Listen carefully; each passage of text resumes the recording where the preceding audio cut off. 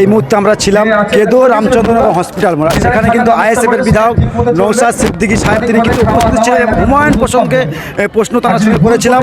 ইনি এই মুহূর্তে কিন্তু তিনি স্টেজে বক্তব্য রাখছেন এবং লক্ষ লক্ষ মানুষের ভিড় তারা কিন্তু এই মুহূর্তে নওশাদ সিদ্দিকী সাহেবের এত ঠান্ডার মধ্যে বক্তব্য রয়েছে। এই মুহূর্তে রয়েছে হসপিটাল। কেন রয়েছি? আজকের কিন্তু অধিকার সভা নওশাদ সিদ্দিকী সাহেবরা, সেখান থেকে হাজারো প্রশ্ন তিনি করেছেন এবং উত্তরও যারা সাধারণকে দিয়েছে সেই ছবি আপনাদেরকে দেখাবার চেষ্টা করছি সরাসরি ইনসাফ টিভির পর্দায়। স্যার, ওবিসি নিয়ে যেটা বাতিল করলেন এই বিষয়ে আপনি কি চিন্তা ভাবনা করছেন? আমি তো চিন্তা ভাবনা করছি, অলরেডি করতে শুরু করেছি, মামলা করেছি, সুপ্রিম কোর্টে মামলা করেছি, নতুন লিস্ট নিয়েও আমি আলোচনা চলছে, বলেছিল নতুন লিস্টেও মামলা করব। কিন্তু আমাকে মামলা করতে হবে কেন? মুসলমানদের মাসিয়া মমতা ব্যানার্জি কি করছে?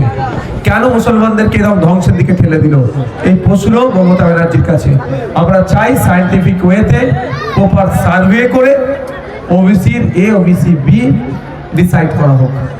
হুমায়ুন প্রসঙ্গে হুমায়ুন কবির বারবার বলছে আপনার সঙ্গে জোট করবে বলে, আপনারা জোট করছেন না কেন? আমার সাথে এরকম কোনো অফিসিয়ালি কন্ট্যাক্ট বারবার করেনি। তিনি বলছেন মাইকে কোথায় কি বলেছে আমার কাছে এসে পৌঁছায়নি ভাই। যদি ওনারা জোট করে আপনারা কি জোটের? আমি কি বললাম এখন আমাদের জানায়নি। যেমন আমরা বিজেপি তৃণমূলকে হারানোর জন্য অনেক আগে সিপিএম কংগ্রেসদেরকে লেফট ফ্রন্ট কংগ্রেসকে চিঠি দিয়েছি ইমিডিয়েট বসার জন্য। বসেছে, আলোচনা চলছে লেফট ফ্রন্ট।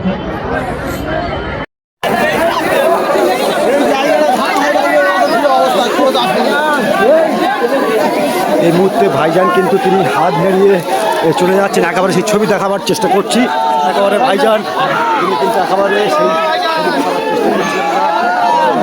সাহেব তিনি কিন্তু মোটামুটি ব্যাক করছেন, সেই ছবি দেখাবার চেষ্টা করছি, যদি আমরা দেখাই।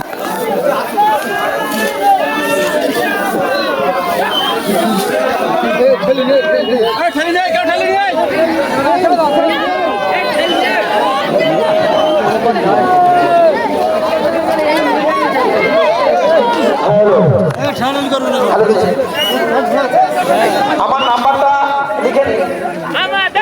আমি হরিনাথ পাল।